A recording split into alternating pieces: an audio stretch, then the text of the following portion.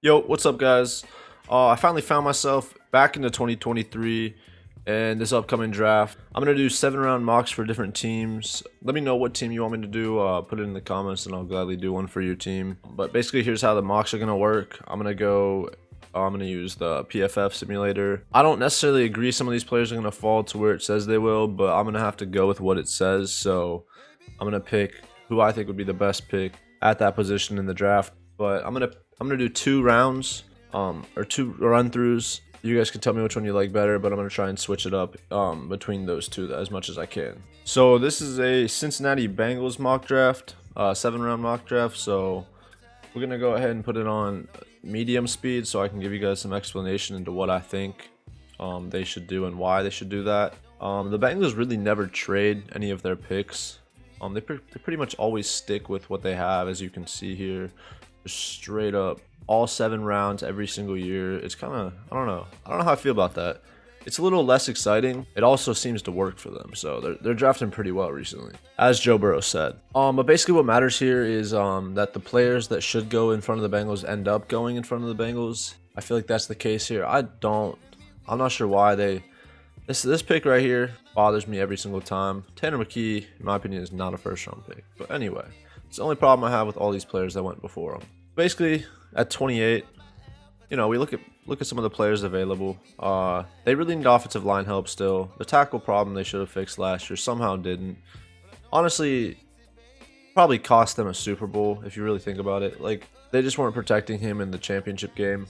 But I think I'm gonna go with, you have to look at rankings and best players available, and you can't fully go off of needs. And depending on if they sign Hayden Hurst or not, Michael Mayer is definitely a top, I'd say a top 20 at least prospect. So if he falls here, I'm going to go with Michael Mayer.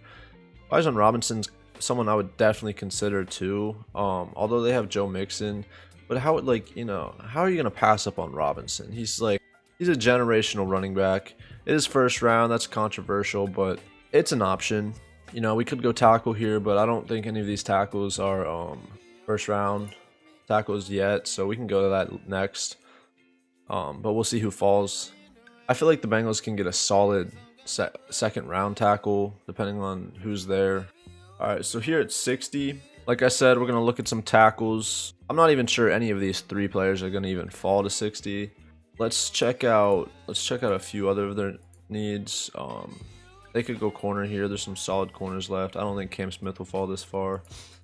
But so he's definitely an option here. And then I've had Trent Simpson fall this far a few times, and I think he would definitely be an option, especially since Jermaine Pratt's a free agent. But ultimately, offensive line, specifically tackle, is their most important need, and I'm going to go Darnell right here. He had a really good Senior Bowl. Once again, I don't think he'll fall that far, but if he does, that'd be a great pickup for them. He could start day one. The other person I was looking at was Cody Mock. I follow Jim Nagy. He's apparently, according to him, he's seen a lot of people say Cody Mock has the potential of going first round, which seems like a bit of a stretch, but he knows more than me, so that would be crazy.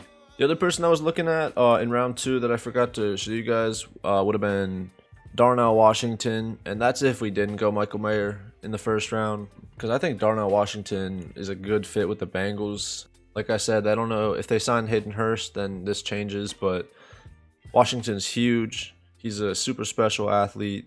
He's a good run blocker, and he'd provide a massive target for Joe Burrow in the red zone and over the entire field. So I think that could be a good pickup too if they don't go tight end, if Michael Mayer doesn't fall. But here in the 3rd round, I think this is where they might want to address cornerback. Unfortunately, Clark Phillips would have been perfect here. He went literally 1 pick in front of us, which is kind of annoying, but there's still some good corners here. I think a good 3rd round cornerback would be Jalen Jones. He's got good size. I think that they need corner. If we look at their free agents, as you can see, they have tons of secondary players that won't be there next year. Trey Flowers, Eli Apple, Von Bell, Jesse Bates, Michael Thomas, the safety. But obviously they're going to sign some of those players back, and they might go out and get people in the free agency, but can't assume that. So I think definitely drafting another DB would help them out. In round 4, there's a few positions I was looking at for the Bengals, and once again, I was looking at maybe going guard. I'm not really sure I trust their O-line, even with taking that tackle in the first round. As you could see, they have Alex Kappa, Cordell Volson, Lyle Collins, and these guys aren't terrible, but they're also not great. And if you have a franchise quarterback like Joe Burrow that you want to sign back and keep with your team for his entire career, you're going to need an O-line to protect him. You don't want him having another ACL injury. I think we could replace some of these guys. I like Ted Karras. I hate Jonah Williams.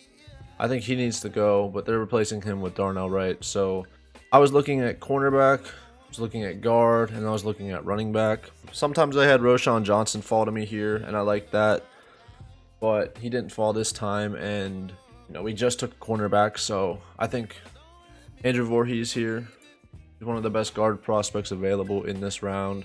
He'd be a good at least backup for a little bit, and they had a lot of injuries come playoff time, so if they could figure that one out or fix that up, maybe he stays a backup. But if that's not the case, then he comes in and they at least have a little bit more trust than they did this previous postseason. So far we've addressed cornerback, guard, tight end, and tackle. So I mean, there's some good guard prospects here, Antonio Mafi and Ekiyor, but as I said, we just addressed some of those positions. So some of the players I was looking at would be running back, and I also liked Tyler Lacey. I think they do need to get a backup for Joe Mixon, and that's not because Samaje Perine is bad, but it's because he's going to free agency, and I'm not sure they're going to sign him back. So if they do end up signing him back, they may not even need to address running back. If they don't, I feel like they could get a good backup. Maybe Chris Evans steps up and takes that spot, which I think he has the potential to do. From what I've seen, he's been pretty good when he runs. But let's say they don't decide to go that route. I personally favor Israel Abanaconda or Kenny McIntosh in the 5th round. And I think I'm going to go Kenny McIntosh. I thought he had I thought he showed some talent at the Senior Bowl. Watching Georgia all year, we got to see him. He's running with Milton in the backfield, so I thought he was doing pretty well last year. I think that'd be a good backup for Mixon. All right, so I actually like some of these prospects that fell to us in the 6th round. If we didn't go offensive guard 2 times or offensive line 2 times already this draft, I would have thought about Warren McClendon. I don't even think he fell to it. Or yeah, no, he's right there. Went right above us, so this works out pretty well. Like I said, Jermaine Pratt might be a free agent, so I'm kind of looking at linebacker here. Not that this guy's going to start, but he'd be a good backup. I mean, these top 2 guys, I agree with PFF here. I like Aubrey Miller. He had a really good Senior Bowl. I also like D. Winters. I watched him play with TCU over the playoffs, and his name stuck out to me. But because of the Senior Bowl, I think I'm going to go Aubrey Miller. He would have some time to develop if he's going to go in that backup role. They have Logan Wilson. They have Akeem Davis-Gaither. Jermaine Pratt might be there. He might not. He kind of flipped out on the team after the loss, understandably. Obviously, that's not going to make a difference whether or not they sign him back or not, but maybe they do, maybe they don't. Maybe one position I would have thought about addressing a little bit more in this draft is the actual D-line, so edge players or interior defensive linemen. As of right now, we don't know what's going to happen in free agency, so I like what I've gone with so far, but to address that, I think I've had this guy kind of circled. That's Teron Vincent. I'm going to go with him for the 7th pick for the Bengals, 7th round pick. I think that caps off a pretty solid draft. All right, as you can see, PFF kind of liked my draft. I really like this draft for the Bengals. There's definitely no way a lot of these players fall to each of their picks here. Michael Mayer, that would be an instant starter. Could replace Hayden Hurst if they don't get him back. Darnell Wright easily replaces Jonah Williams. And Jackson Carman, who so far has been kind of a disappointment. Jalen Jones, helps fill out the vacancy that they're probably going to have after free agency. Maybe I should have gone safety somewhere in here, since Von Bell and Jesse Bates are going to be free agents. But I like that I addressed offensive line twice here. Maybe they could even go 3 times, but we're probably going to see a free agency hire. They get a backup running back, they get a backup linebacker, and then they, take a shot at getting someone that could develop into a good O lineman or D lineman in Teron Vincent. So we're going to go and do this one more time. All right, just to make the video not super long, I'm going to go ahead and put the speed up a little bit. And we are going to go a different route here in the first round. See who ends up falling to us. I thought about switching up the settings maybe a little bit, but every time I do that, it kind of gets pretty inaccurate. So I went Michael Mayer first round, last draft. I think this draft we're looking at, cornerback.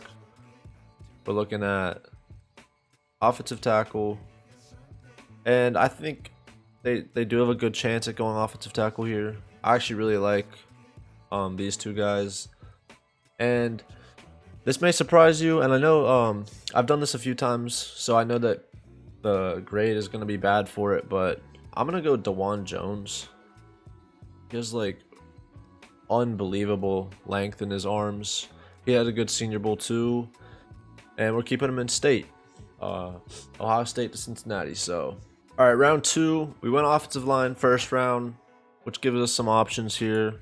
And my favorite position in round 2 would probably be cornerback. If Cam Smith falls here, I would easily pick him. I like all, really 6 of these guys, just not in the second round. So I think I'm going to go Cam Smith. I like Eli Ricks too, but I'm not sure why he hasn't really been talked about as much as some of these other cornerbacks. I think he kind of he was kind of forgotten about when he transferred from LSU to Alabama. But yeah, we're going Cam Smith. That would be he could easily play day 1 across from Mike Hilton and Chidobe Awuzie. If they put him in there, Cam Taylor-Britt's there. They could probably put Dax Hill at safety. Start him maybe. I didn't like Dax Hill's special teams play at all. Every single time I watched him play special teams, he created a penalty really, or it stuck out to me when I did watch it. So that was bad, but for the most part, he did pretty good when he started secondary. All right, so we're looking at round 3 now. I don't know why Clark Phillips keeps going 1 pick ahead of us. It is really tempting to double up on cornerback and or double up on Cody or tackle in Cody Mock. I just don't trust their O-line at all. We're not going to do that. We're going to address somewhat of a need, which I'm going to go Tucker Kraft here. And I'm not really sure about Tucker Kraft's blocking ability, but he's a good receiving tight end. That'd just be another weapon for Joe Burrow. So I like that pick, and I don't feel like Tucker Kraft should fall any farther than the 3rd round. I'm looking at who fell to us in round 4, and I would like pairing up DJ Turner with Dax Hill in the secondary for the Bengals. Once again I drafted Voorhees in the first mock draft. They could definitely go that route, but I'm trying to switch it up a little bit, and I'm gonna go ahead and go running back in the 4th round. I have a ton of trade options here, but like I said, the Bengals don't really move that much in the draft. A lot of good guys here. I think I'm gonna go Zach Evans. The better pick would have been Quinshon Judkins. However, Judkins is only a freshman. So if you watch my previous video, you'll see how much of a beast he is. But Zach Evans had a good year too. So we got running back, we have tackle, cornerback, and tight end addressed so far. So round 5, I am going to go and look at guard, and we're gonna look at DB again. I like once again I said I like these guards, and I think what I'm gonna end up doing is I'm gonna go ahead and take Ekiyor. So they once again get their backup guard, just not Voorhees this time and a round later. The reason I did that is because I feel like there's a cornerback I like in the 7th round, and they already took a cornerback, so they don't need it as much. And then in this spot in the draft, in round 6, I'm still going to go linebacker. We're just going to go with D. Winters this time for some variety, even though like I said, I like both of them. But coming up on round 7, I'll show you guys who that last cornerback I like, or at least who falls to us in the PFF simulator. And that's going to be Jay Ward. Jay Ward was in the Senior Bowl too. He had a decent Senior Bowl. He was a little bit overshadowed with a bunch of the people at LSU, but he could definitely pan out to be a pretty good cornerback. You know, many consider LSU to be DBU, but PFF didn't really like my draft here that much. It's okay. I think Bengals fans might agree with me on some of these picks. We go tackle, cornerback, tight end, halfback. We're getting some depth at some of these positions. We're replacing some needs in tackle, replacing Eli Apple, cornerback, and then possibly replacing Hayden Hurst at tight end. Now, I'm going to go ahead and put up some other mock drafts that I went through that I ended up liking too. And you guys can tell me which ones you like the most. But one person I really like with the fit with the Bengals is Darnell Washington. I wasn't able to go with him in either of these. Could have in the 2nd round. He's probably not going to fall any further past that point. But that's all I got for you guys with the Bengals 7-round mock drafts. Let me know which team you want me to do. I'm probably going to go with the Saints next, but I'll see you in the next one.